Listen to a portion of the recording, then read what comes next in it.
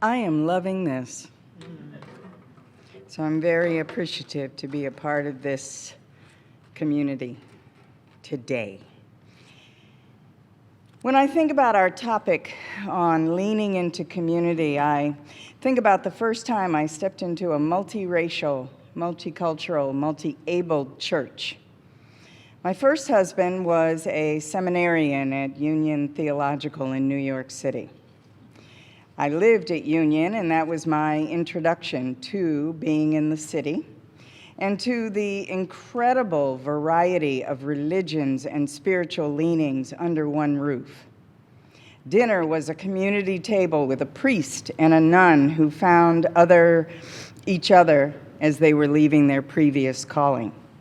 There was a Jesuit priest who was struggling with his own issues while also being a powerful voice of activism in the community. Jews and Christians broke bread together. My husband, Paul, was raised white, fundamentalist Southern Baptist, but found a place for his much more liberal leanings at Union. Before we went our separate ways, he actually left the seminary and decided to use his voice on the stage instead. But during that time, I remember thinking how incredibly right this felt, to be in the presence of so many beliefs, so many different ways of expressing faith. What stood out to me was the commonality, the feisty engagement, and discourse that often, frankly, went over my head, because I'm not a theologian. Juxtapose my early life, family roots. My grandfather was the lead minister at the well-known African American Baptist Church in Des Moines, Iowa. Corinthian was and still is the core of my church, and I have to say, listening to the music, this was the music that is part of my core. My grandfather had introduced Martin Luther King when he came to speak in Des Moines in the late 1950s.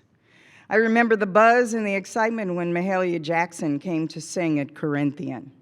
I loved to watch my grandfather in his study working on his sermons surrounded by books and papers.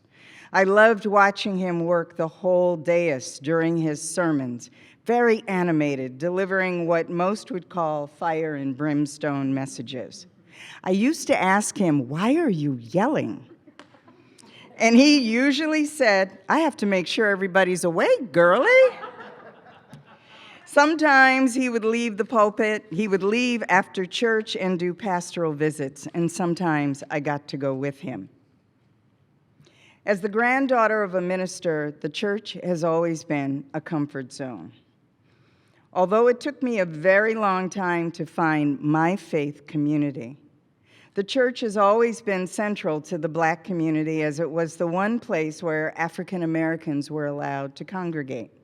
Sunday mornings were the one time when slaves were able to step off the field and the minister was recognized as the head of that house. My grandfather was a man small in stature and huge as a spiritual leader. When my parents and I left Des Moines, we moved a lot as I was growing up, and each time we would land somewhere, I was secretly looking for that church home. But I could not find a fit. The all-white churches of some of my friends did not feel cozy and warm like Corinthian, with music that makes you sway from the beginning to the end of the service. The all-Black churches preached beliefs that did not always resonate with me the way I hoped. Then one day, I walked into Riverside Church, next door to Union. An image remains blazoned in my mind. When I went that morning, I decided to test the notion of I don't know what we called it then, but what we now would call radical inclusion. I showed up in a tube top and jeans. And I wanted to know how I would be received. My stomach tightened as I walked through the doors and was greeted by someone who could have been one of my grandmothers or one of the good ladies of my grandfather's church, a Black elder in her Sunday dress and her hat. I instantly felt ashamed and mentally apologized to my grandparents and began rethinking whether I should come in. She looked at me and she smiled and she said warmly, "Good morning. I'm so glad you've come today."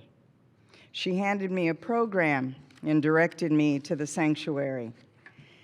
As I walked in, I looked around and I saw people of many colors and variations in dress. All the wonderful flavors I wanted, I expected in a church were there. Even though I was not a regular attendee at Riverside, that feeling, that possibility, stayed with me. I did not feel that again until I stepped into Unity a few years ago.